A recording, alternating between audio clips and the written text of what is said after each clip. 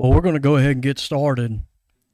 And I want to take the opportunity to say thank you for everybody coming out. I know that House Bill 602, a lot of you have been watching it for some time. There have been a lot of questions that have been coming in.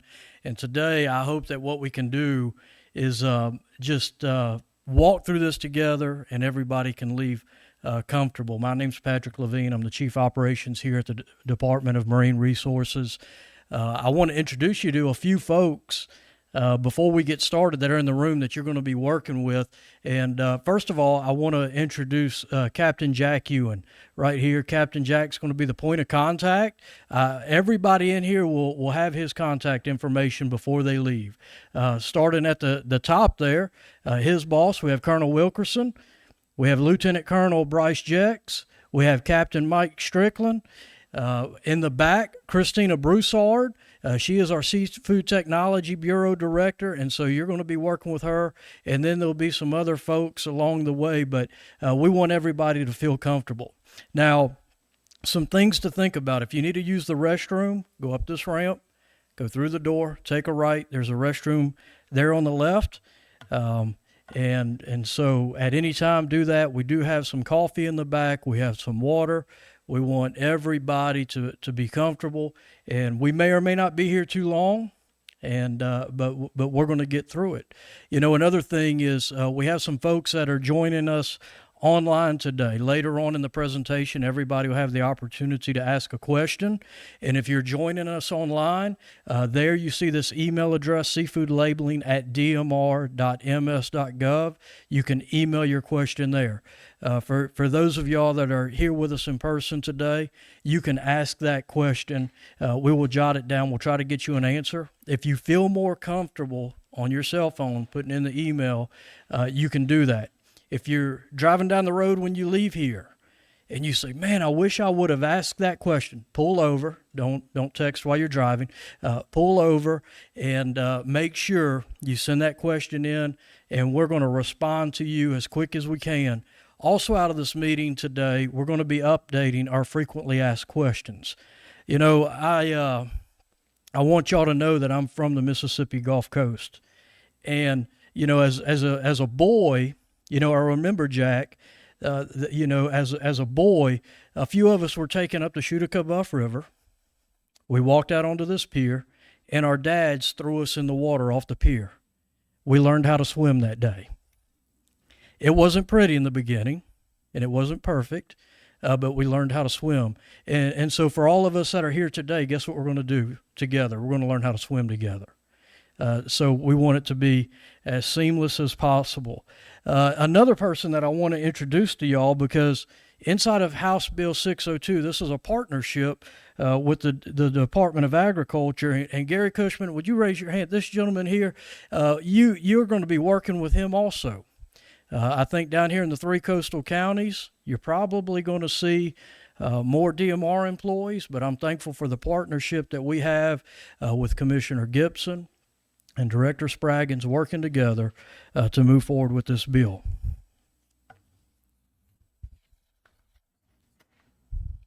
So what is House Bill 602? It was enacted to increase seafood transparency and customer confidence. It's designed to help consumers make informed choices about the seafood they purchase. You know, we wanted to think about it this way. It needs to be simple where people know what they're purchasing. What are they buying? When they walk into a place, we want them to have the opportunity to make an informed decision to know if they're buying a domestic product or are they buying an imported product. What are they purchasing? What are they buying? And so the bill comes down to the simplicity of that, making an informed decision. It supports America's domestic seafood industry. You know, one thing about it, I think all of us would agree, we love the seafood we have here on the Mississippi Gulf Coast.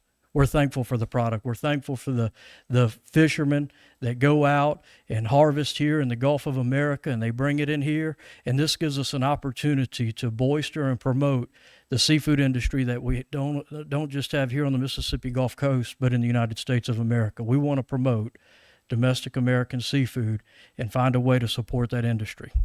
I know I was talking with a few of y'all already today, and you said, so when does this thing start?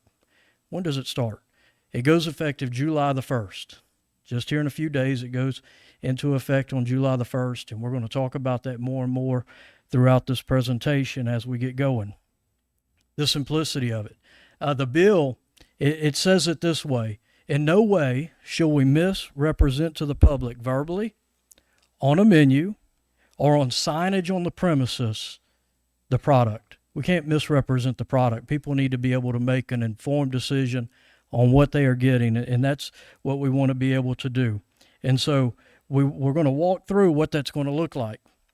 You're going to hear me say a few things as we move forward. First of all, document, document, document. Make sure you keep your documentation, your receipts, your bill of lading, whoever you're purchasing your product from, make sure you know your product and that you document, document, document. And know this, like I said, we're learning how to swim together. And that's what's going to happen, because inside of the bill there's mentioned and eventually they hope to get off the ground with a task force, that there's going to be a task force and some folks that will come together that are going to talk about how they can recommend some possible changes to legislation, how to make it better, possible regulation that would help to move forward with this project. And then the third thing is marketing strategy. And so hopefully that group will come together. They'll be able to make decisions, and it's going to have the governor, his designee, executive director, General Spraggins, he just walked in the door, or his designee, Commissioner Gibson, or his designee, somebody from the Mississippi Restaurant Association, a representation, the director of the Division of Tourism or designee, a commercial fisherman, a seafood processor on that group. So just a great team of folks that can come together and say, how can we make this better? How can we make a difference? And so with that, General Spraggins, is there anything that you would like to say? I just let you know that we're here to enforce the law that was put in front of us by the legislature and signed by the governor. And the rule here is, number one, not to hurt any one of you. The rule is to be able to go out and help people get more in line with what we're doing. And when I say that, what I'm talking about is I'm not going to come in there and shut your business down tomorrow on July the 2nd. We want you to try to get compliant. We're going to help you get compliant, and we're going to do everything in our power to help you get there. If we find something that is not right, we will sit down and talk with you, and we will show you what it is, and we will try to help you correct it. And as long as you're trying to help correct it, there's not going to be any issues. And so it's a situation we know we got to walk before we run. Our law enforcement and the ones that are others in the agency that'll be checking, they're going to be. They understand that we're here to try to help move something forward, and it's going to take us a little time. And the reason the task force is going to be here is because we're going to sit down and we're going to take the group that Patrick just talked about, and we're going to be able to go over things of how to make this a better bill and how to make it work better. So if you've got an issue, there's going to be a lot of things. A lot of times, I know that a restaurant, sometimes you're going to get, it depends on what you get today as to whether or not it's import or not. Well, and that was another issue as to whether or not we put the country of origin. I said, man, that is really out of line, because they won't know. I mean, they don't need to change a menu every hour, and we understand that. All right, we just want you to be able to look at it. And if you do something on a normal basis, and you can always put import and get away with it, okay? If you put it as imported, you can get away with it most anything in the world you want. But that's not what your customers are going to be looking for, probably. So what the idea is to help you get there. Patrick will cover some things. I don't want to get into all the details, but if it's a mixture of something, how you have to do it and what you have to do.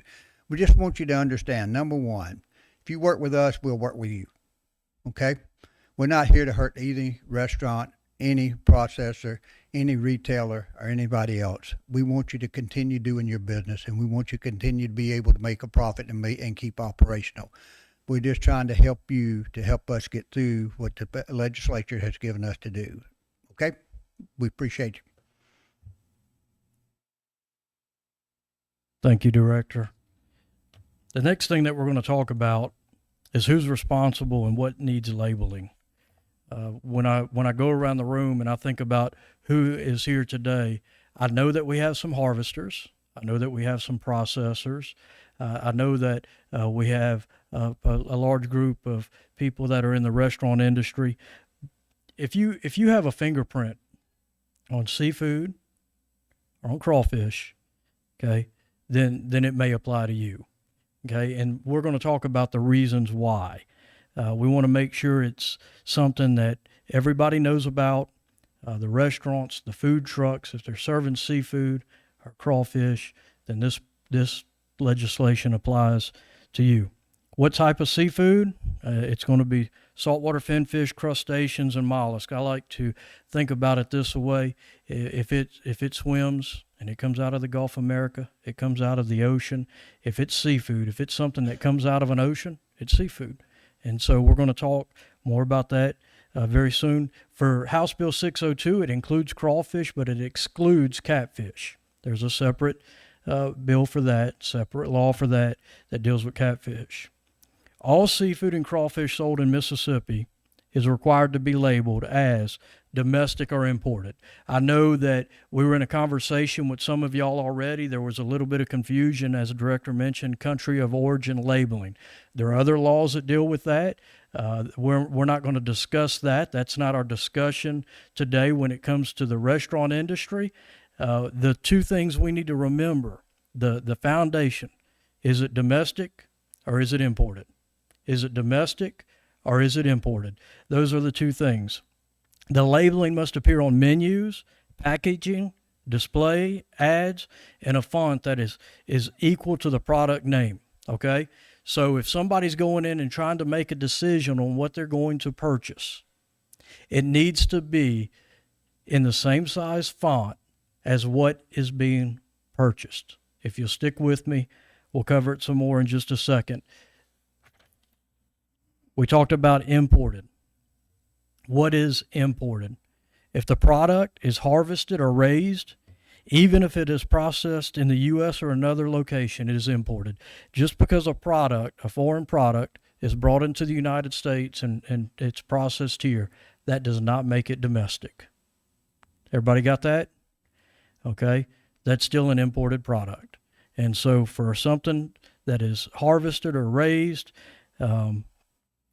outside of the United States, it's brought in, even if it's processed here, it's imported. It's not American.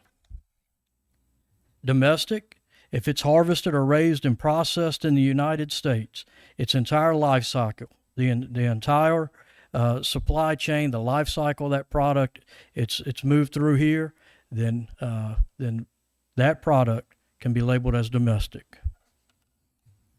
So I'm going to stop Brady. I may need some help here in a minute because it's telling me the battery is getting low on the computer. If it dies, we'll keep on trucking.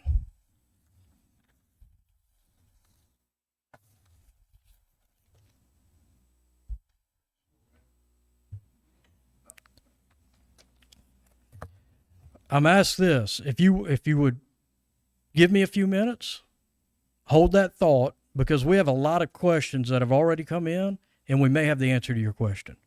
Okay?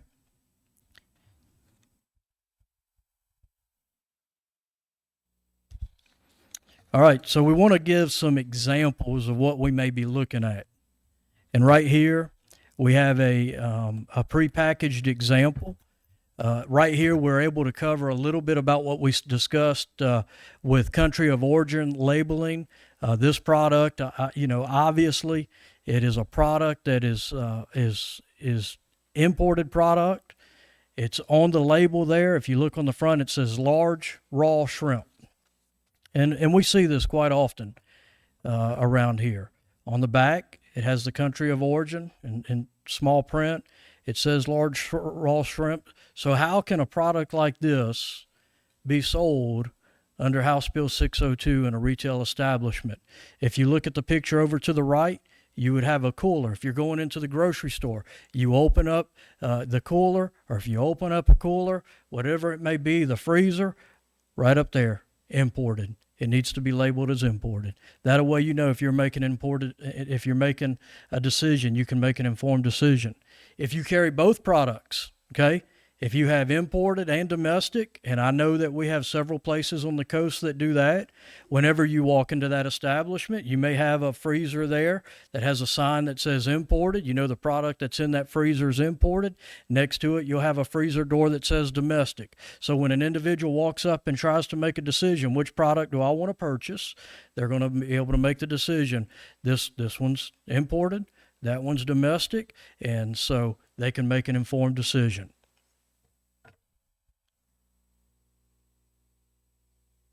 Some other examples that we have here, if you noticed in the center picture, it says domestic seafood. If you have some product that's out there, if everything's domestic and you want to write domestic on there, you're informing the customer it's domestic product. On the right, you see their Gulf oysters, domestic. It's an easy way for somebody to walk up there, look at the product. This is for our dealers and our retailers, an easy way for them to be able to make a decision on what they're purchasing. And so that's some examples there. We had somebody reach out this morning. There was a food truck that reached out to us. And this particular individual, he said, what do I need to do as a food truck? Okay, I don't know if we have any food truck folks here today. But one of them said, the only thing I serve is domestic product. And we said, well, inside of that bill, it says that you can put, a disclosure out there that we proudly serve only domestic seafood. You don't have to itemize it on the menu. You don't have to break it down. The picture that you see there, we proudly serve domestic seafood. And they're saying that everything that they serve is a proud product of the United States of America. It is domestic product, okay? We've had 3 phone calls in the last few hours. I imagine we get some product from Texas. Had 3 phone calls, people saying, what if it comes from Texas? If it originated, if it was harvested in Texas, if it was caught, if it's a product of the United States, it's domestic product. Now, if it came from overseas and was shipped to Texas and processed in Texas, that's not domestic product. That's imported. Okay, making sure everybody sees the difference. Proudly served domestic product. Even since I've been in here, somebody asked the question about what if I have something that changes? Okay, what if I have something that changes and my menu fluctuates? We'll spend a little bit of time here, but the example that we wanted to give, you walk into a restaurant and they have a blackboard, and on that blackboard they can write an example like you see in front of you, grouper sandwich, domestic, $25. That menu may have to change. If you have a very fluctuating menu, find a way that you can inform the public of what you're serving, and they can make a decision when they walk in the door. There was a restaurant that reached out today, and they said, we are a steak restaurant, and every now and then we serve seafood products, and every now and then we offer a fish plate. Do we have to put that on the menu? They can have a sign when they walk in the door. Today's special, spotted sea trout, domestic. An example of making sure people understand what they're purchasing and they're able to make an informed decision. I know Director Spraggins made mention of this just a minute ago. A couple of folks have reached out and said, okay, what do I do in those situations where I have mixed seafood product, crawfish, and origin dishes? A good one is gumbo. We like gumbo. A lot of us serve gumbo. You may have shrimp in your gumbo. You may have crabs in your gumbo. You may have oysters in your gumbo. And you have this list of different species that are in there. What do I do in a situation like that? In those situations, you can label it as both imported and domestic. You can put this product may contain both imported and domestic seafood. That way they know that either product could be in there. Either one of them could be in there. Thinking about things like seafood pie. Okay, if you have a seafood pie, if you have a seafood au gratin, something where there are these combined seafood products that contain both imported and domestic, it's labeled as imported and domestic.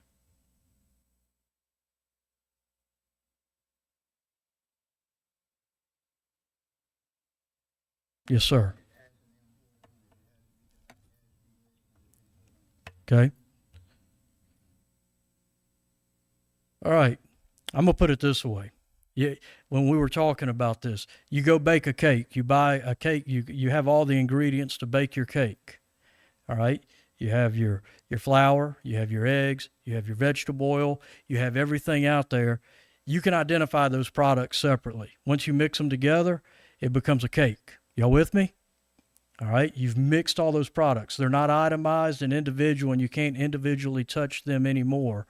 And so, if you're going to have, use the example of a seafood platter. If it's a seafood platter and you have fish, you have shrimp, you have oysters, you have crabs, those have to be labeled as such: domestic, imported, domestic, whatever it may be. You have to individually itemize the products that are on the menu. Okay, so if it's an individual item, you have to label it. If it's a mixed product, okay, those products have already been mixed and they've been put together, then what you have to do is you can label those as imported and domestic. He's saying no. Go ahead.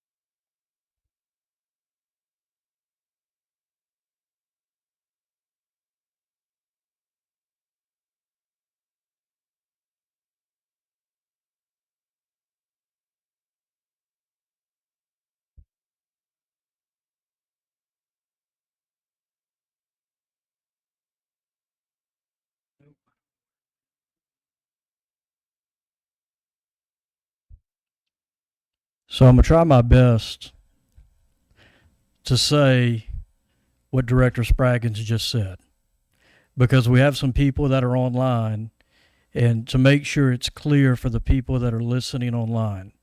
If you have a seafood platter that has fish, shrimp, oysters, and crabs, you can do one of two things for say. You can eat, if one of those items is imported, you can label it all as imported, or you can itemize each item.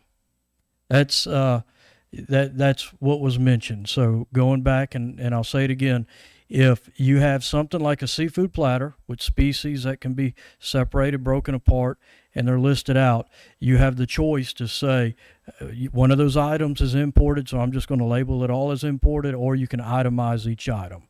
And so that's the options that we have there. We're good with that.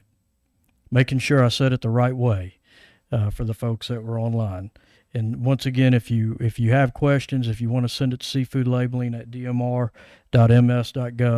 you can do that. Some of you received an inspection form whenever you came in, and we wanted to provide this to you so you know what it may look like. And there are some changes, occurring as we walk through, because guess what? We've not done our first inspection. It doesn't go into effect till July the 1st. We're going to learn together. We're going to walk it out, but we wanted to give an example of what it's going to look like.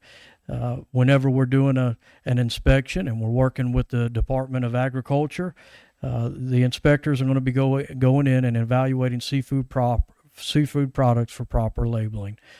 Think about this. We've been having discussions with enforcement. We don't want to hinder operations in your business, so our goal is to try to make stops and go do inspections, not when things are busy, but when things are calm.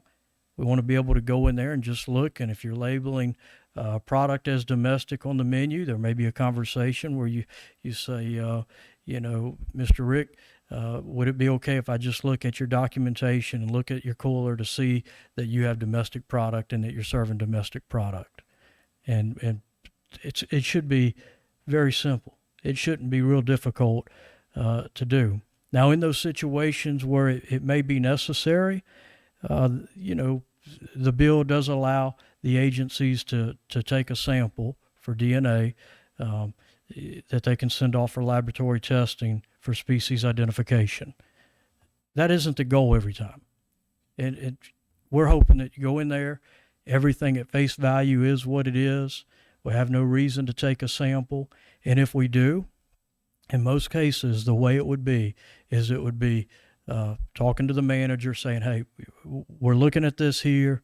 In this situation, we're going to have to take a sample that we can send off for laboratory testing, and you'll know that that is happening in most situations. That's the goal, to make sure that we're communicating and that everything is good.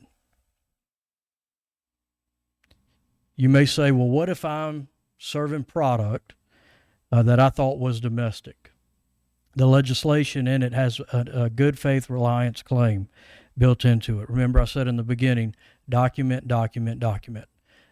Make sure that you're keeping your bill of ladings and your receipts and where you're purchasing your product, because you may have a situation that occurs like this where you're buying product of America.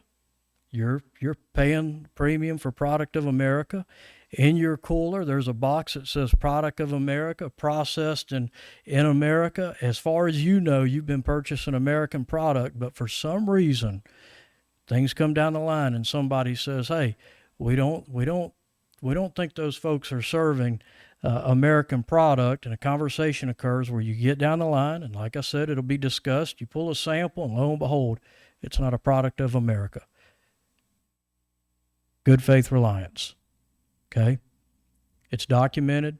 You have what you need. You know that you thought that you were purchasing American product, but what that'll do is that'll show the inspectors where they need to focus their attention. Because Rick may say, hey, I bought that product from Patrick, and here's a documentation where Patrick said he was selling me Gulf Fresh seafood, and it's not Gulf Fresh seafood. So that good faith reliance, that burden of proof shifts. Everybody good there? The consequences of violation. The first time we make a mistake, you'll be given in writing 3 days to correct that mistake. The inspector is going to come in there. There's going to be a conversation. He's going to say, hey, I'm looking at the menu here. It's showing that it's domestic. We start looking at everything. It appears that there's no domestic product here. We need to make a correction to how you're advertising your product and how you're allowing the consumers to make an informed decision. So we need to make some corrections on the menu. You can't label imported product as domestic, so we're going to have to make some changes, and they'll write you, a written notification. They'll come back after 3 days and see if the change has been made. Change has been made. The inspector will move on. It's taken care of. What if I don't? Well, then that moves you to that first step. It can move you that first step of offense. Or what if he fixes it? It's not that once the inspector walks out of the door, you go in and you grab the other menus and you put them back out, or you go change all the signs. If it's the same, offense that's coming up over and over again, we're going to have some conversations to make sure that we're complying with House Bill 602. And there you see the tier of penalties on the civil penalties. And then in those situations where somebody, they just, in the law enforcement world, they say bad actors, where it's just somebody, they just don't want to do what's right. And, we don't see that often, but in those situations, at the direction of the executive director and the commissioner of the Department of Agriculture, they may say this is something that's got to be criminal and it's got to go to the courts. So what are our steps to compliance? What should I be doing today? What should you be doing today? The first thing is make sure you know your product. Make sure you know your product, okay? Pay attention to what's coming in. Pay attention to what you're purchasing. Make sure you are documenting. We were discussing in the back, you should be looking at your menus and your signage on what changes need to be made, and you should be updating your menus, your packaging, your sales displays, or any form of advertisement to where it's prominently available to the public with appropriate labels. Remember, it boils down to one thing. Can somebody make an informed decision on what they're purchasing? Do I know what I'm buying? And as long as there's a good faith effort to make sure on that product, under the discretion of House Bill 602, to say, you know what, I know what I'm buying. Start looking at your signage, your menus, your packaging. Train staff on labeling practices. Remember, inside of the bill, it says that you cannot verbally mislead. So if you have a waitress, if you have an example where you're serving imported product, but you have a young lady that works for you, and she's going up and she's telling everybody, this is Gulf Fresh Spotted Sea Trout.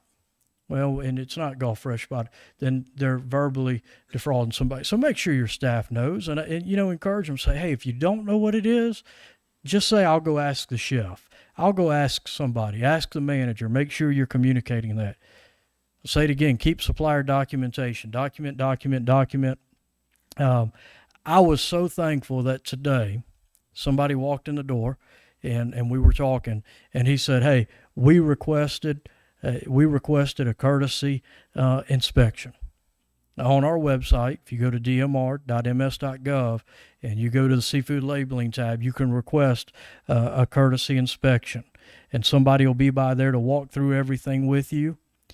You can email questions to seafoodlabeling@dmr.ms.gov. And then also, you had the opportunity earlier.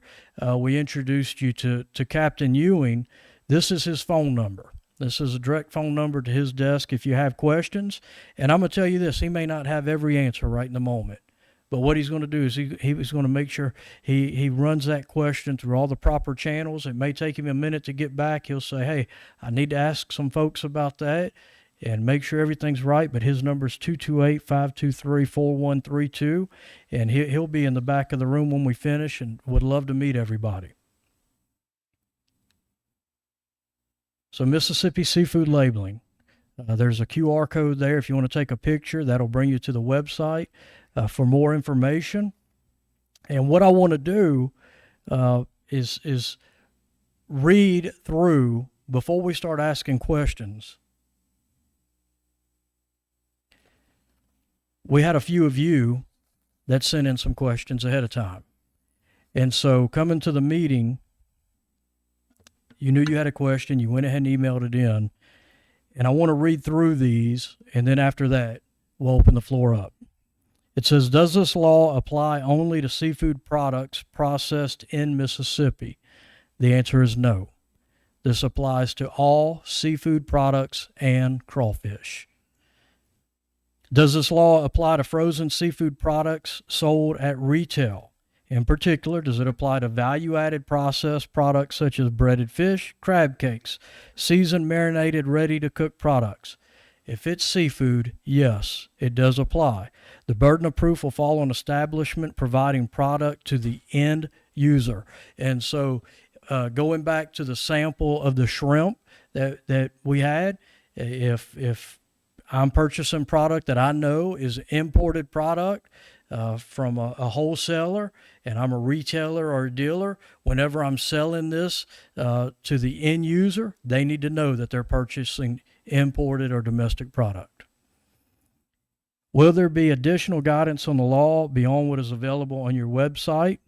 We're going to continue, and even after today, as you ask questions and the questions I'm reading, we will continue to provide additional meetings and updating the website accordingly.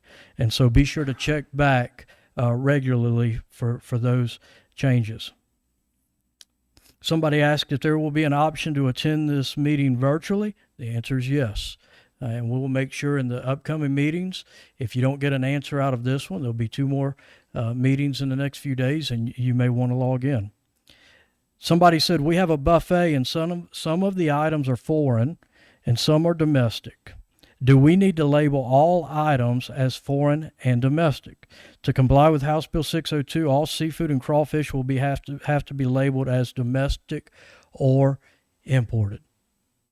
Every item. Okay, we'll talk more about this in another question down the way. Every item has to be labeled.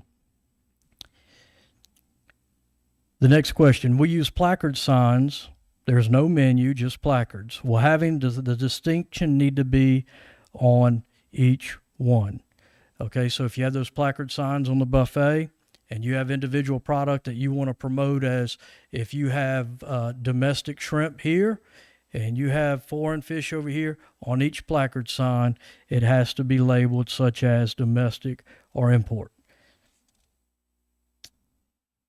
The only time this would change is when there's a combined seafood, crawfish, imported product. You can label that product as imported and domestic.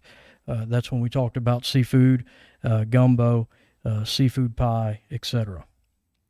We talked about the steakhouse. We have a catch of the day, and it's not on the menu. On the menu, will a sign be okay to a label on a stand? A sign is acceptable as long as domestic or import is designated and it's in the same font. So when somebody comes in there, they know that they're purchasing a fish plate. They know that it says domestic next to that fish plate if it is domestic. Somebody asked the question, for the fast casual cafe, there is not a printed menu on a screen. Do we need to label each item or just say that items can contain import or domestic? Each item on the screen will need to be designated. And in those situations where there's combined seafood, crawfish, and imported product, once again, you can label it as imported and domestic. We have billboards that display that we sell crab. Would we need to put whether that is domestic or not? According to House Bill 602, it specifically references signage on the premises. Signage on the premises. If serving all domestic, what needs to be done? Well, there's, the good thing here is if you're serving all domestic, then you can have a sign that we proudly serve only domestic seafood. You walk in the door, big on the door, you can have, we only serve domestic seafood, and we proudly serve it. We hope that folks will choose to say yes to domestic product. It's a really good thing, and we hope that you'll support the industry. What if it's imported, where the consumer is deciding on product to be purchased? The business can promote only imported seafood served here in large disclosed location if everything's imported, or on the menu. If they're opening up the menu, it needs to be in a very prominent location where they know that everything on that menu is imported. If everything's imported and you want to put on there in bold that everything's imported, then everything can fall under that disclaimer that everything in the menu that is a seafood product or crawfish is imported. If you're serving both, it's itemized. It's itemized throughout there.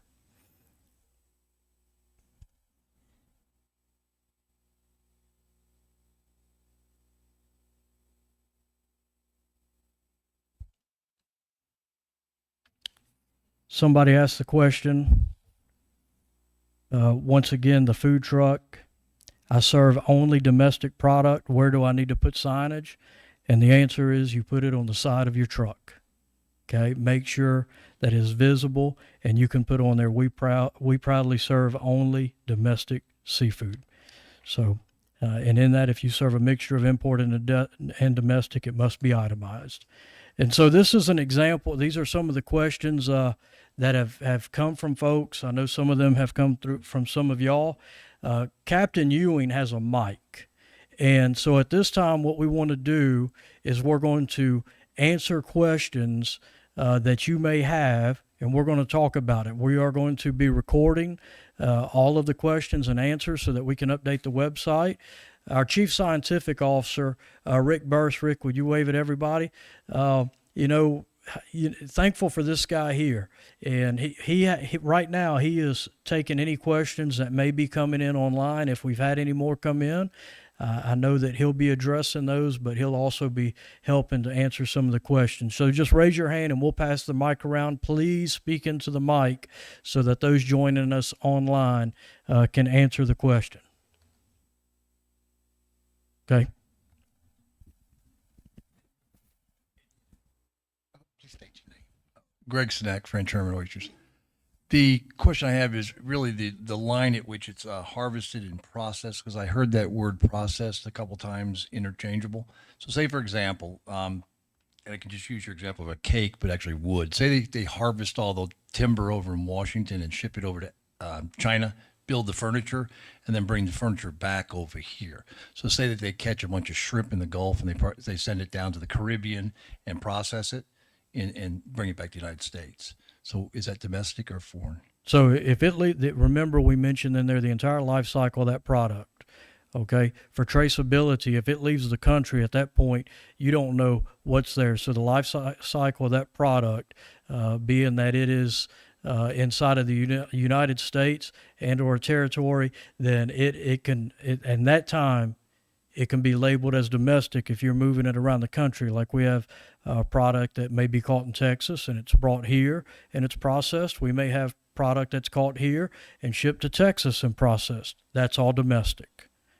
Okay. You change that scenario to where it's going overseas and it's coming back. At that point, it's import. In the back. We have somebody in the back. Thank you. For like a property with multiple restaurants, say we have like in our employee dining room, I assume we'd need to label the employee dining room seafood as well. Kind of back of the house, that menu. So in the employee dining room, Are you selling the product? They do swipe. They pay like $1. If they're purchasing the product and they're end user, then yes, it would have to be designated such as. And the property with multiple restaurants, right? So if we have, say, the employee dining room, if we have the disclaimer of all imported in just that venue, and we post it, probably at the main entrance, large sign, is that okay just for that venue? Yes, if it says all imported and it is in a very prominent, visible location, okay, so when I walk in, I know that everything that I'm about to order is imported, yes, that will suffice. Okay.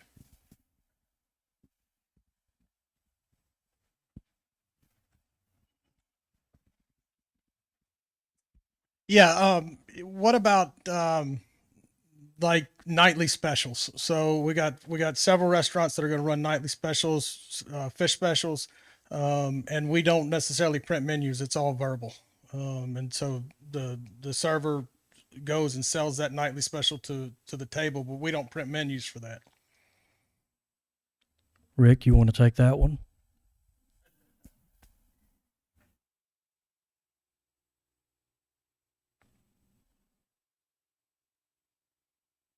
So the law says it has to be displayed in a prominent location. So I would suggest coming up with some sort of display, one of those blackboard signs or a whiteboard sign or something that where you can update that daily or nightly.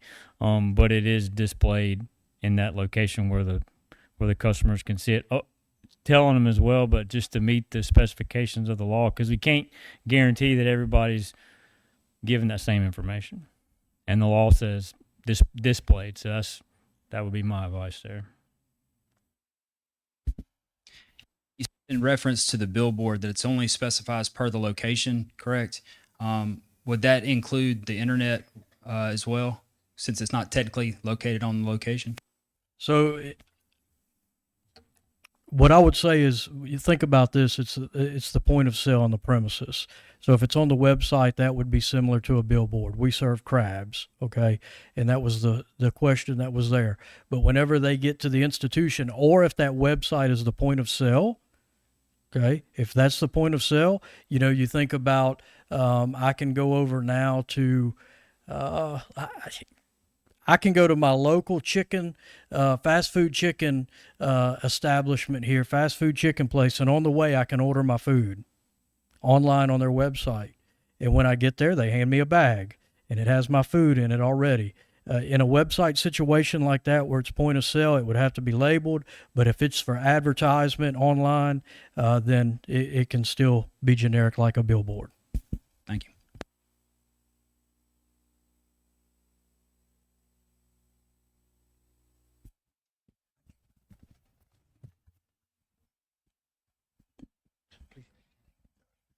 Rob Hefner with Gulf Coast Restaurant Group. A couple questions. One, can we use the term Gulf in place of domestic? Would that be synonymous with domestic if we wouldn't say Gulf shrimp instead of domestic shrimp? So the way the bill's written, it says it has to be labeled as imported or domestic.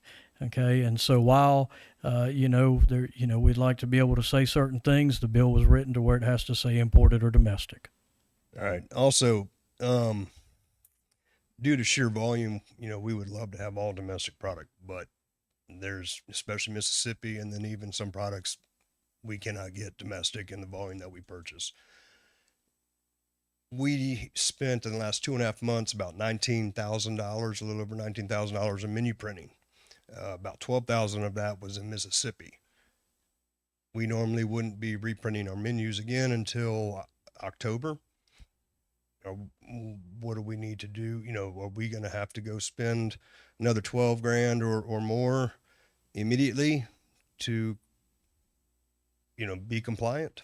Okay, so some of the things that you may want to consider that may be, just some thoughts. I can't tell you how to regulate your particular establishment, but you could throw out some ideas that if the menu, if you had to clip something on the menu, if you had to put a sticker on the menu, if you had to have a way that you can inform people where they know what they're purchasing. I think about a lot of the restaurants that I go to. Whenever I walk in there, a lot of times they have the special of the month or the special of the week, and there'll be a flyer that's there. There are considerations that can be made, and I want to go back to what was said before. We're learning how to swim together. We know that those investments were made. Are you making a good faith effort to allow the consumer to make an informed decision? And do they know if they're purchasing domestic or informed product? And as long as that person knows in that particular situation, that's what I'm purchasing, I know I'm getting it. There may have to be some small changes to the menu. We know it may take a little bit of time, but guess what? You show that you're doing everything you can to inform the consumer, and they know what they're buying. Okay. And then one last one. When it comes to fresh fish, most fresh fish, even that local seafood shops or larger vendors, say Halperns that we use, most of the fish comes, is shipped out of Miami, and they will have a vat of grouper from the U.S. The next vat will be from Panama. The next vat will be from Mexico. They don't have any way. They don't even keep track of country of origin, because I'm talking to these companies. How do I know which grouper am I getting? Do I know if I'm getting domestic grouper or is it imported? It's still a fresh product out of the Caribbean, but they don't even track that, and they don't even,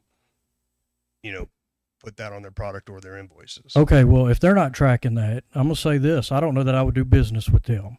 Okay, because that may be difficult because, we talked about, I don't want to dive off into the country of origin labeling, but that's a good example where the traceability of that product when it comes to the harvesters, the processors, the wholesalers.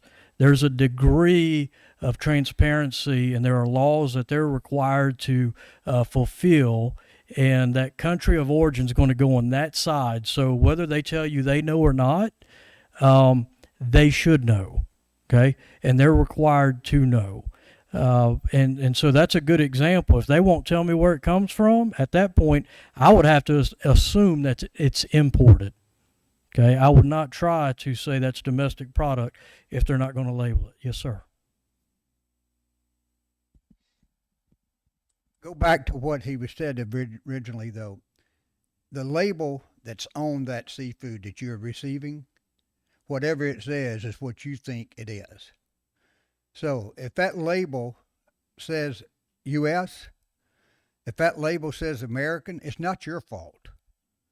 That's the fault of the person selling it to you. Correct. Okay. And that's the thing when, let's say Qualities, Desports, and any of Yeah. these other shops too, they are purchasing from the same processors out of Miami that larger companies like Halpern's that we also use. Those processors are bringing in large shipments of fresh product daily from multiple sources.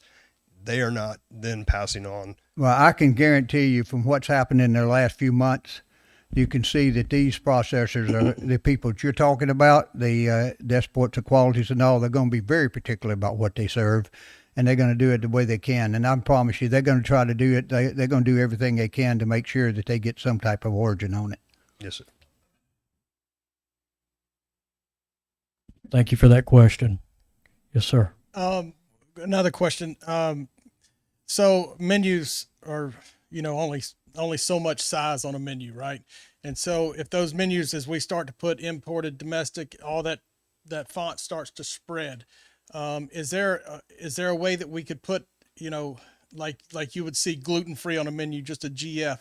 Is there a way that we can put like an I or a D, and then at the bottom, labeling, put this symbol justifies imported, this symbol justifies domestic, with the same size font? So currently, the way the bill's written, it's in quotation marks, imported or domestic. That's not to say that's something that couldn't be looked at in the future. That maybe the task force could look into. That's a very good idea, but currently, the way the law reads, it's imported or domestic.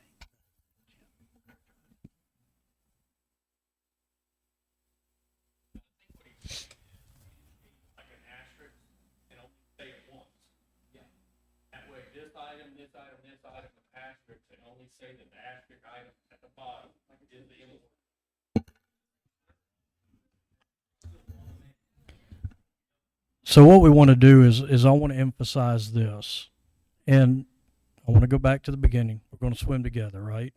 We're going to learn together. What's the intent? And I think about my kids. We don't want to hinder. And I know it wasn't the intent of the legislature to hinder operations or to hurt anybody's business. But we have to let the consumer know what they're purchasing. And so if your intent is to defraud, then it may not be it. But if in that your intent is to let them make an informed decision, that's the intent. We want them to make an informed decision. And so, whenever you're doing your menu, if you were going in and purchasing that product and you were not a restaurant owner, if you were going somewhere, can I look at it and know what I'm purchasing? Is it on there? What's the intent behind it? And am I informing people of the product they're buying and they know what they're getting? I had somebody one time, we were sitting around talking about this, and he said, "You know what this is to me?" He said, "Am I getting American or Russian vodka, or am I getting water? Which one am I getting?" Okay, and as long as they can make an informed decision on what they are purchasing, and they know what they're getting, the font size, it's very clear in there, and the law does say domestic and imported. So just make sure your intent is that they can make a good informed decision. My name is Jim Spires. We own Night Abbey Printing. So I print a lot of menus all over the United States, a lot of them here. I was asked to be here. I want you to know it's very expensive to print those menus. What that gentleman just said is real. I print menus for some people in here, and they're $1,200 because they're on synthetic paper. And little stickies that say domestic will not stick. I just want you to be aware of that this is a big, big deal. And I'm going to make money off of this, but that's not why I'm here. That makes no sense.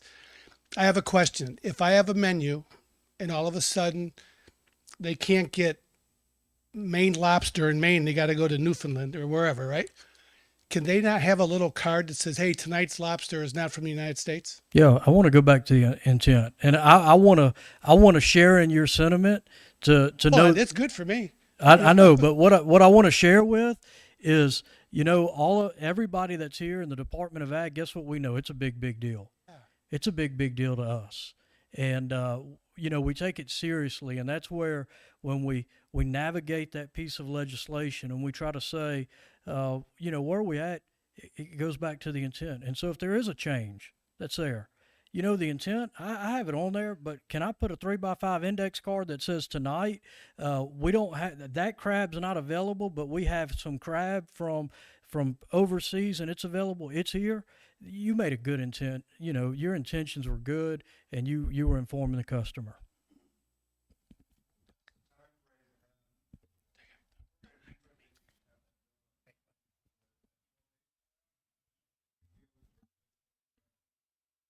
Yeah. So the question, similar to the question of when does this go into effect? The answer is July the 1st. All right. But going back to the gentleman from Night Abbey, what he said, we know it's a big deal. Okay. If you started printing today, you couldn't print every menu for every restaurant on the Mississippi Gulf Coast. Right. All right. So as long as communication is occurring, as long as you're moving forward, I can't say it does not go into effect July the 1st. It does. But what you can start doing is taking steps, okay, to get moving forward. All right. Situation today, you've got a menu and you're serving whatever it is, a fish, and it is domestic. And that's what you've been getting. And like you said, that you don't know, but yet you get another one tomorrow, and your shipment comes in and it's imported. I think you could put a sign up, like you talk about these little chalkboard things. I think you could say, hey, this snapper is not domestic today. It is imported. And as long as it was there for the intent of what you told the person buying, and as long as your person that's serving it, if you ask the person that's giving the waiter or waitress, if they said, hey, this says domestic, but it's not, it's import today. That's the whole idea. The whole idea is to get people to know the truth of what it is. The whole idea is not to make you reprint a menu for Jim every day. And, that's not the idea. We understand that. And our law enforcement is going to understand that. And if you got something that's showing that you are trying, as Patrick has been saying, if you're trying, we're going to work with you, okay? Hey, I see you. okay. Hey, good afternoon. Paul Hurd from Beau Rivage. So, a few things that give me concern here. One is in the way we operate, we always try to do, we want to be compliant with everything. Not only do we want to be compliant, but our corporate office holds compliance. They manage the business with the expectation that we are always 100% compliant. Mm-hmm. So the July 1st go live is concerning to me. And I realize you guys are saying, or I realize that we're going to be given some grace period. But as we try to explain this to our corporate office, I'm afraid they're going to have concerns for that. And for us at Beau, we sat around 2 days ago talking about this, and we came up with at least a minimum of 29 different menus that we have. So for us to, I mean, we simply don't have time to be able to redesign and then get all of this produced by July 1st. So can you guys put some more formal parameters on when we have, I realize you're saying that we have to make a good faith and we have to be showing progress, but in order for us to get this signed off or get the approval of our corporate officer or give them the guarantee that we are compliant, I feel like we need something more formal. Is that possible? So the formality, I want to go back to, it goes into effect July the 1st. That's not the answer you want to hear. You're right. Okay, but going back to, are you making a good faith effort to start taking the steps to make sure you're informing the public? And when you think about the restaurants there, the possibility of putting something, starting to put something on some of the menus that you can clip. Maybe when you think about the hostess stand, whenever they're coming in, start making efforts to make sure that people know these are the products we're getting. And communication. I liked what General Spraggins said on the news the other day. They said there's no way that you can go out and check everybody. Well, neither does a highway patrolman on the interstate. Okay, but what we can do is we can get out there, we can start making inspections, we can start having those conversations, and I would encourage you to do this. I would encourage you to go online, fill out that, we'd love to come over and have a conversation and sit down and talk. And that way we know, hey, we can't print all those menus. There's no way we can do it, but what can we do to try to make sure we're satisfying House Bill 602? Okay, thank you for that. And then to circle back on the using a symbol to designate import or domestic, I'm not clear on the answer there. Could you go over that one more time? Whether we're allowed to do that or we're not? I think the answer is no. Okay. All right, because number one, it's just like what Patrick asked you. He said that if you walked in there and you have nothing to do with restaurant business, and I'm a consumer walking in, am I going to know what that I or D means? And is it going to be something that I can? And until now, let me tell you, this may change.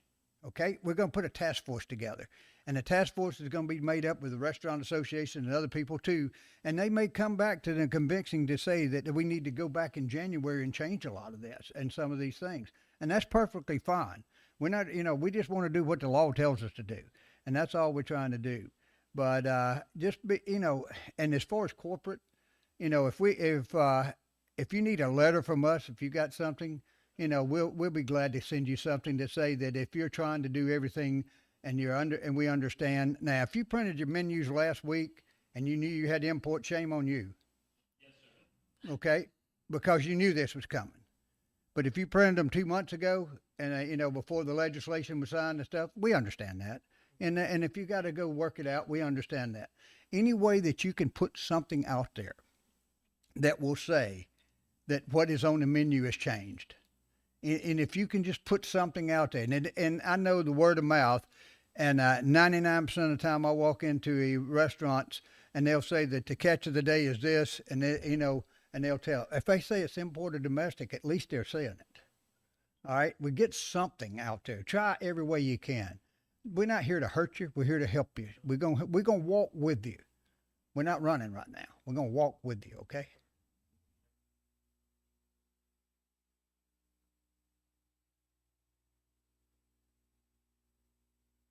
He's bringing you the mic.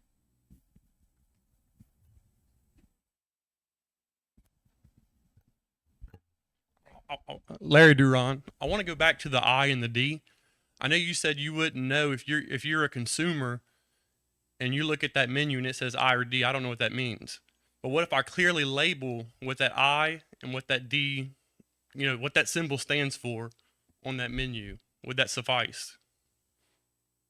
It's gonna be hard. I don't think. And I understand too that what you're talking about there, there's so much, just a small amount of room to put something. If the menu changed and you wanted to put something on your menu and say, and you could only put an I there, and you put it in bold enough to where everybody would see it and it went down below, we would probably look at that and say, okay, but I'm not going to tell you that it's going to be 100% because as Patrick said, if you're not trying to deceive them, we're not trying to hurt you. Okay? If you're trying to deceive someone, that's when you're going to get hurt. All right. If you're not going to get hurt on it. And if you can explain to the officer, if your officer walks in and says that, they're going to listen to that, and they're going to say, "Yeah, this makes sense." Now try to correct it as quick as you can. That makes sense. Gotcha.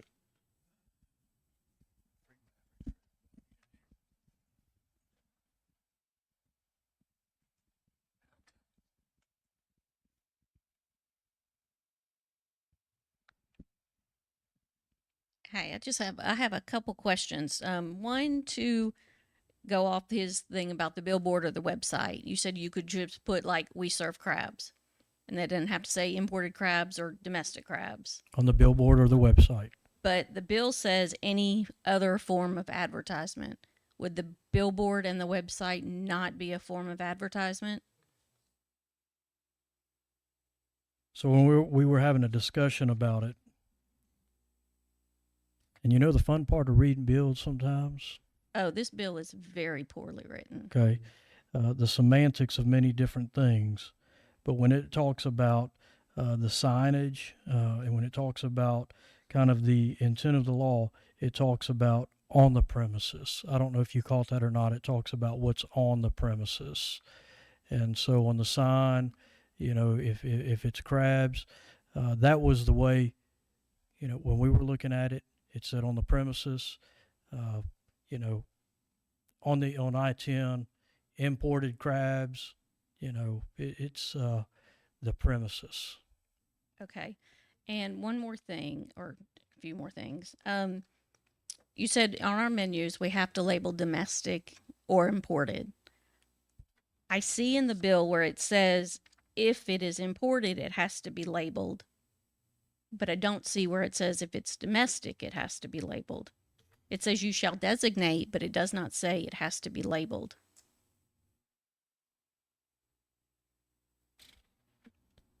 I want to do this. Okay. I want to stop because in my mind, I'm gonna tell you this: it has to be labeled as domestic or imported. See, that's the problem with this bill. It's up to your interpretation or your interpretation. This bill is not very clearly written. Well, I'm gonna get you an answer for that question. We printed new menus about a month and a half ago. Okay. Before I printed those new menus, I contacted 3 state senators and 2 House representatives and said, explain this bill to me. None of them could explain it. So I asked all 4 of them about the asterisk with in very big letters at the bottom of our menu. It says these items are imported. They all agreed that that would be okay. Okay. I can't speak for that conversation. So I'm just saying, I mean, we're a small restaurant. We only spent $3,000 on our menus, Sure. but we're not reprinting them anytime soon. So what I'd like to do before you leave is us just have a conversation. I want to make sure that we will answer your question to everybody that's here so that everybody gets an answer to it. And then we'll email it, but I want to make sure I get your answer to you specifically. Thank you. I can tell you that the way the officers are going to look at this, if you don't put domestic on it, they're going to assume it's import, and if it's not domestic, when they come look at it, if it is domestic, they're not going to care. All right, if you don't put domestic down there, they're not going to care. That's for your own advantage. That's for your own restaurant to be able to say I'm serving domestic. That's the only reason that's there. And as far as the Gulf, if you want to put in there the Gulf of America shrimp, I don't think they're going to argue with you about it. If you've got that on your menu for the day, if you say I am serving fresh Gulf of America shrimp, and it is, I don't think they're going to argue with you there. I think that'll be, yeah, we know that's domestic, okay? And so we're not going to argue too much. We're not trying to get that deep in the weeds with you here. We're trying to get you to walk across the stage one time. We're not trying to get you to dance right now.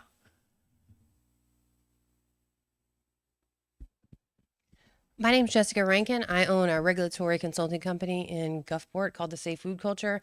I work with a lot of wholesalers, and one of the questions that I got is when it comes to reshipping, what is Marine Patrol going to be looking for when they come to a facility? So if the box says country of origin on it, does it then need to have a sticker on it that says imported? Or does it really just matter when it gets to that end user, which I've heard you say that a couple of times? That's What right. are When they it gets, looking for? when it gets to the end user. Okay. So if it has the country of origin on there, you know, product of wherever. And so it's on there, the country of origin, but whoever's selling that product to the end user, they need to make sure they know what they're purchasing, whether it's imported or domestic. One other question. You said that you can kind of, if there's some mix, so may contain this, may contain that. What if it's a retail cabinet that has a whole bunch of it? Can it say contains import and domestic products? Will that may contain statements be enough to cover So an entire it needs to box? be going back to, what is the intent? You want to keep it separate. If you're going through that grocery store, you're grabbing product, you need to keep it separated so people know what they're grabbing. If you're mixing inside of that container, you don't know what you're getting. You're not going to spend 30 minutes sitting there going, is this foreign or, this domestic? You want to make sure people can get what they know they're getting. Thank you.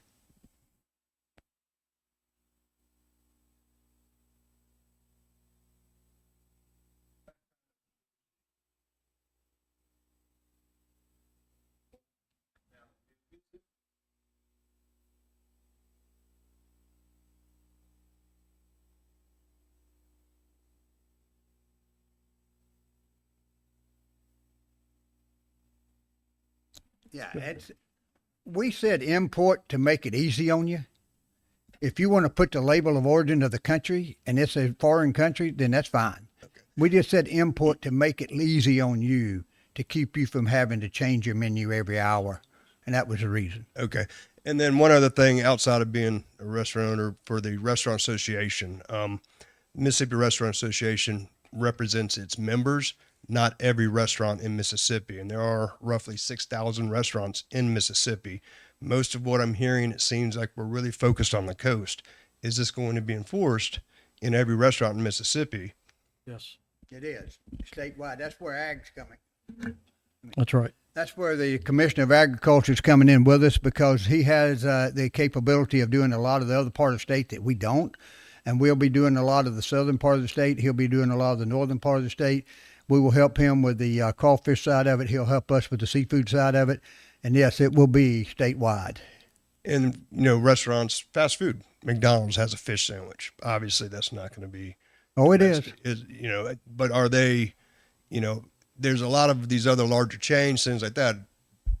That's a lot to do. I know for the BOA, it's a lot to deal with. You're talking restaurants that have, hundreds of locations, Yeah. or, dozens at least. If you serve a fish sandwich, you're going to have to say if it's imported or domestic. And how is it going to be communicated to every single restaurant in the state? The same way we're communicating to you. It's the law.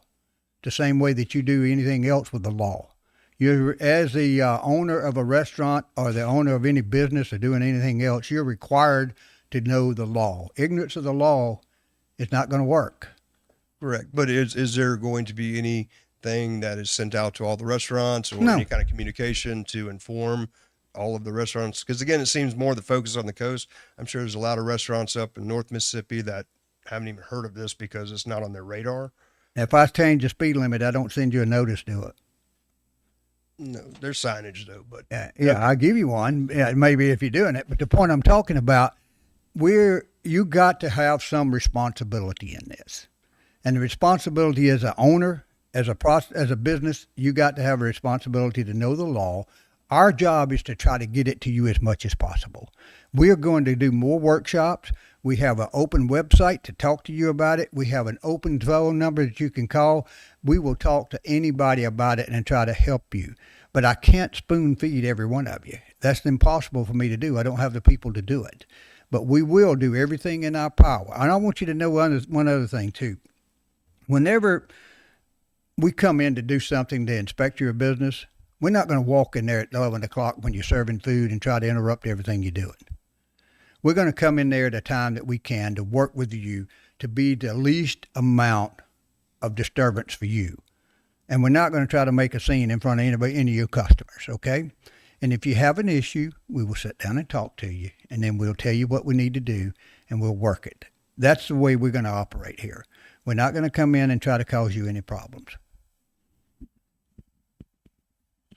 Can you maybe specify the prominent location where if we're gonna just do all import or all domestic, what's that prominent what's that prominent location? Is it top of the menu, sign outside the restaurant?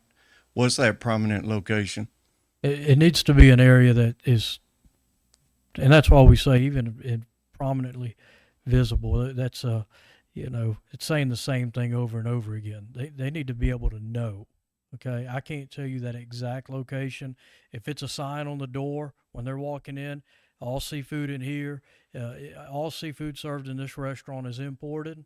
Okay, when they open the door, they can see that. I know there's a restaurant down the road here that proudly serves all domestic seafood. They already have it written on their door. When you open that door, they proudly serve. You know when you walk in the door that there's an expectation of that anything I order off that menu is American. I know everybody can't do that.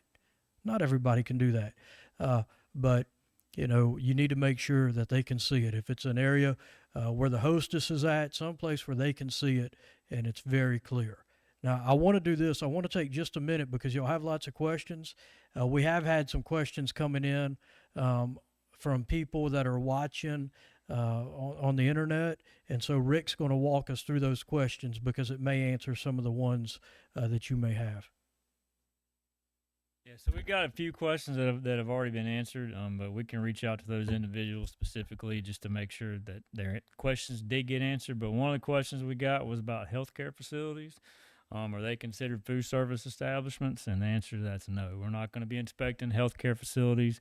They're not selling seafood, so we're not going to. Those healthcare facilities, nursing homes, assisted living homes, hospitals, they're not going to be considered in this inspection process. Another question is, do manufacturers of prepackaged seafood sold at retail have to change their packaging to indicate domestic or imported, or is it the responsibility of the retailer to include signage at the point of sale? So if you have packages that's not currently not labeled, we also had the questions about was anything before July 1st, is that grandfathered in? That's not the case. This starts July 1st, so we have to start labeling starting July 1st. But if there's a situation to where you had some product that's not labeled, wherever they got it from, again, we already mentioned it. You put it in a location, you put a sign above it, and it says imported or it says domestic, that's going to suffice. So those are the two questions that we had that are different from what we've had so far. Yeah, shit. You actually already covered this, but I love beating a dead horse. If I'm selling South African lobster tails, I don't have to also put imported. We're going to say no. If you got South African lobster on there, it's pretty much understood. There you Perfect. go. Thank you, sir. Shit.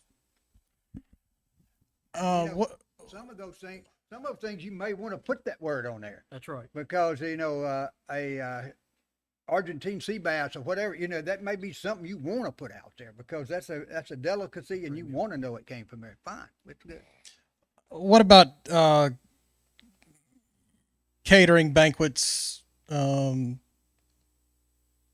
buffets? Catering, banquets, and buffets. I mean, and when I say buffets, I mean like we sell a convention to 500 people. And as far as we're not selling it to the individual, we're selling it to. What about the individual? There is one person in most situations that is making that purchase. Okay, whoever's signing that contract, okay, they are the ones that are purchasing the seafood for that situation. So okay? that would they're only signing the contract. They're the ones that are purchasing the product. So as far as the placards go or anything like that, we wouldn't need to label those placards. That's kind of like an individual party.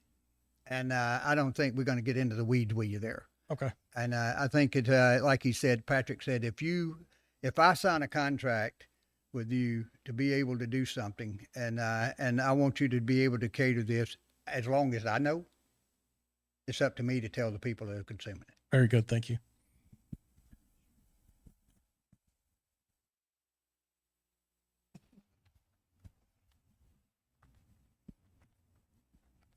Jack's getting his exercise today.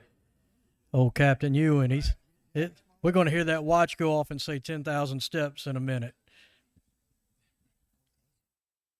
Brian Lee, Adventures Pub and Spirits. We're just curious, is there any more guidelines like online where we can see examples of exactly how it's supposed to be written? Because like on our menu, the food item is in bold and the entire description is in another print. So does it have to be can it be in another print or does it have to be in the bold? So it says font size. Believe it or not, what it says inside of that legislation, it talks about the font size, that it's the same font size. So if you have one that's in one script and then the same font size next to it, you can do that. And once again, I want to say this, like everybody else, I know that we would like to be able to come over there and visit you guys. And so if you'll fill out a thing, say, hey, can you stop by? We can look at your menu and say, Yeah, we just like I said, we don't know if This will help you. If your font's 16 and you put it at 14, we're not gonna argue with you. Well, yeah, like I said, the whole description is in the same font, but the actual name of the item, like it'll say shrimp po' boy, is in bold, so you can see the name. As long as once again, the intent. I got you. The intent you're trying to. If I'm going to read the description of what I'm buying, then I'm going to see where it says domestic or foreign or imported. Okay. Okay.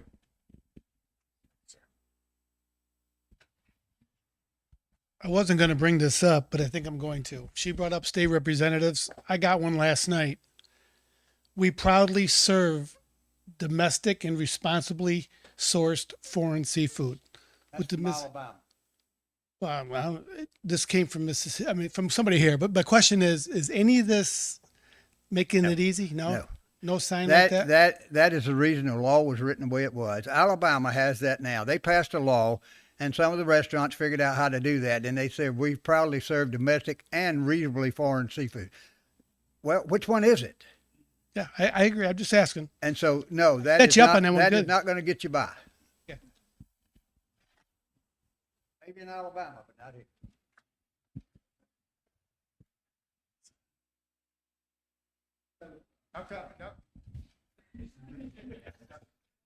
Jack can't get his exercise if you don't let him. They got to be able to get you on virtually, so that way. Thank you. Hey, so you talked about the addition, like, hey, if there's a sub tonight, just in full transparency to make sure, that's the sub, and you maybe attach the card so, hey, it's very visible, it's the same font. For sake of the speed of delivery on the menus and the price of the menus, would it be okay just to be very transparent? Maybe the menu stays the same where it just says, this item, but we say in the same font, here's another page. This is our list of origins for the menu so that they can keep their menu or we can keep our menu, and then be full transparent. Like, here's our dinner menu and here's our list of origins for all seafood this evening. So are you talking about on your current menu or the menus that are going to exist in the future? It would be our current menu plus, or in the future, plus an additional sheet that we would provide attached to the menu saying this is all seafood with origins. Yeah, so you have your menu item on whatever page, then you have another page or an insert, like you said, that says, as long as it's not at the back, as long as it's not hidden somewhere where it's out, where the person is reading it and the person sees, all right, we got boiled shrimp, and it says, a little insert says it's imported or says domestic. Yeah, that covers it. That's in lieu of changing your menu, and Okay, that's not permanently. right. Okay, It doesn't say permanently. It just says prominently available. So like, it goes back to that whiteboard or that blackboard. It's not permanent. You can change it daily. You can change it hourly. Right. As long as it's there where they can read it and make an informed decision. That's a perfect example, though. Okay. Thank you. I gotta go, but I want to leave y'all with a couple things. Number one, if you were buying it, what would you want to see? If you're paying for a product and you're going to any restaurant, or if you're going anywhere, no matter what the product is, if you're buying something for your car or whatever it is, a tire or whatever, you want to know what you're getting. That's all we're asking you to do. Try to help us. We're going to walk with you.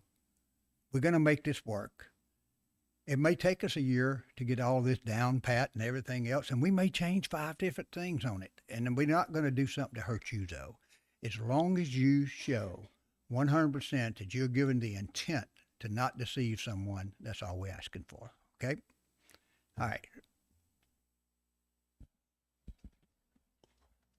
what Evan just said saves a lot of money for all the restaurants. And if that could be done where you keep your menu and you have a little 4x6 card that says, hey, the lobster tonight's from wherever, that would be huge in everybody's life. I could, from a printer standpoint, you'd save thousands and thousands of dollars. That would be really good.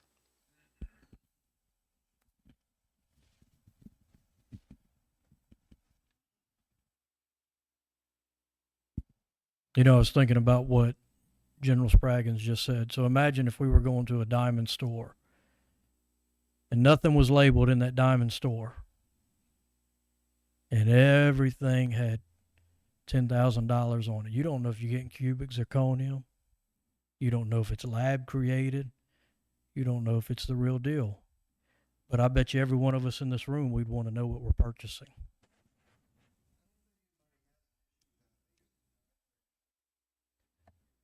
When I think the card, things like he was talking about, the card, if you can put a card in there, find a way to make sure you're taking the steps necessary to inform the consumer. We know that not everybody can get the plane off the runway by July the 1st. Okay? Yes, sir.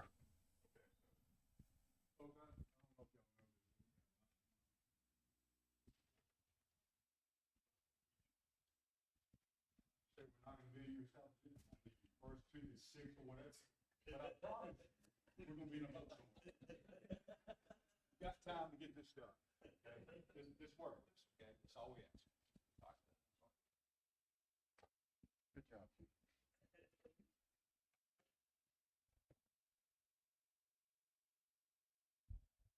I'm reading some of the text messages. I did not realize some folks in here I gave, were texting also, and emails coming in on my email, but we've answered those. So, other questions?